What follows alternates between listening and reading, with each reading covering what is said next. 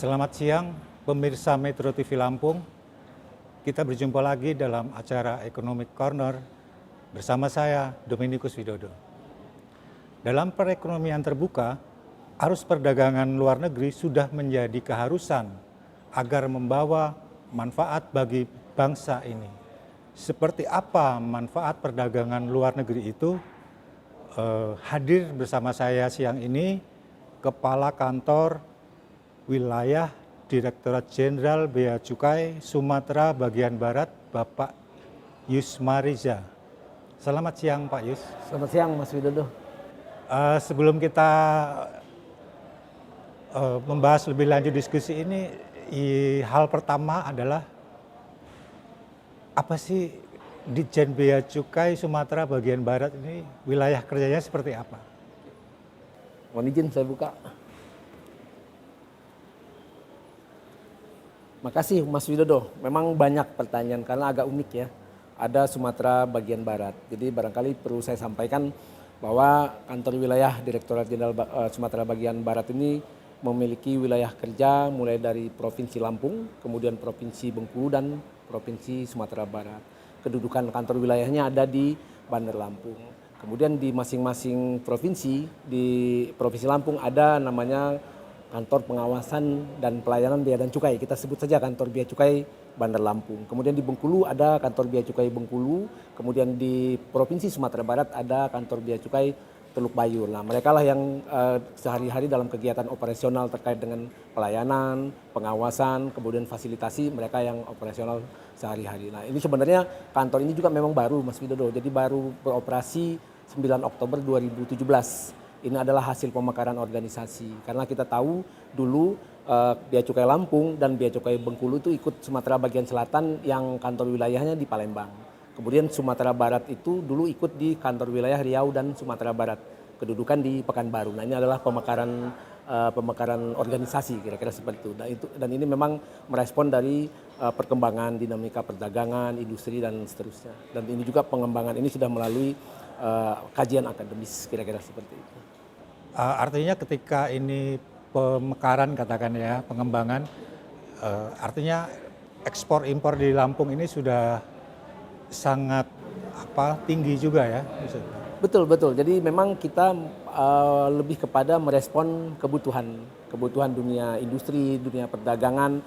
Terlebih lagi ada tol, kemudian fungsi Lampung ini menjadi gerbang Sumatera dan pengembangan pesisir barat Sumatera. Jadi Bengkulu dan Sumatera Barat kira-kira. Pak Yus, selama ini kan bea cukai ini kan menjadi pintu masuk, katakan seperti itu, keluar masuknya barang impor maupun ekspor ya. Seperti apa sih pengaturan dan pengawasan barang-barang impor dan barang-barang ekspor yang dilakukan oleh pihak bea cukai? Mungkin ada baiknya saya jelaskan dulu kira-kira fungsi atau peran bea cukai secara komprehensif.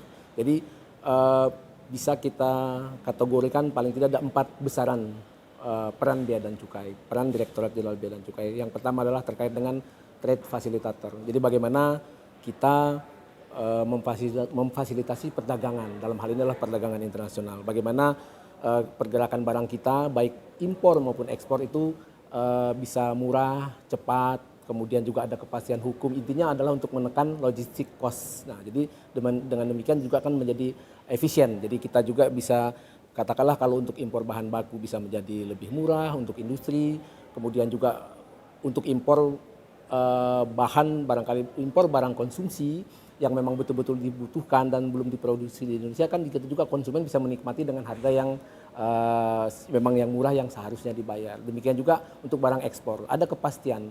Kalau kita fasilitasi perdagangannya untuk ekspor ada kepastian waktunya dengan biaya yang murah bahkan tanpa biaya kalau di bea cukai dan ada kontinuitas barang bisa diekspor barang ekspor bisa diterima di luar negeri sehingga tidak ada klaim kan seperti itu. Jadi betul-betul ini bicara efisiensi. Terlebih sekarang ini juga memang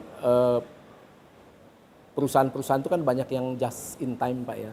Dia zero stock untuk bahan baku sehingga memang kelancaran di pelabuhan itu betul-betul harus kita perhatikan. Dan bea cukai selalu berusaha memberikan pelayanan yang cepat, lancar, ada kepastian hukum, ada kepastian biaya dan seterusnya. Nah, kemudian fungsi yang kedua terkait dengan industrial assistance. Jadi bagaimana kita mendukung industri di dalam negeri.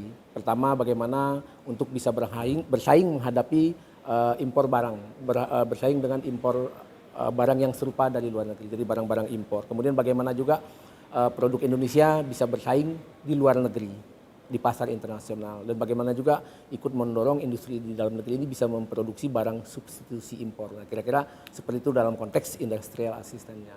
Kemudian yang ketiga terkait dengan community protector. Jadi kita juga melakukan perlindungan masyarakat. Saya ambil contoh dalam konteks impor, kita melindungi masyarakat.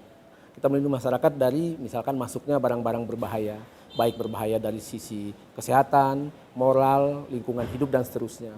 Kemudian dari sisi ekspor kita juga mengawasi mungkin terkait dengan barang-barang yang punya nilai sejarah, barang langka, bahkan juga untuk komoditi tertentu kan ada yang dilarang atau dibatasi ekspornya dalam konteks untuk melindungi kelestarian sumber daya alam. Itu yang ketiga.